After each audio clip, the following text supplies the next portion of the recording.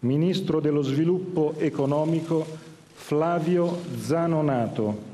Ore 17:20 il governo di Enrico Letta viene presentato alla popolazione e le sorprese non mancano. La prima quella della nomina al ministro del sindaco di Padova Flavio Zanonato, unica presenza veneta nel governo ma con un ministero pesante, lo sviluppo economico. Un governo che raccoglie il plauso delle forze chiamate a far fronte alla grave crisi politica che il paese sta attraversando. Una nomina a sorpresa quella del sindaco di Padova Zanonato, ma che viene eletta dall'onorevole del Partito Democratico Andrea Martella in maniera positiva. Rappresenta il Nord, il Veneto, ci dice al telefono, e si occuperà di economia, di piccole imprese, tema importante soprattutto per il Nord. Complessivamente, dice Martello, una squadra che mixa rinnovamento ed esperienza con figure che parlano alla società civile. Daremo, conclude, la nostra massima fiducia.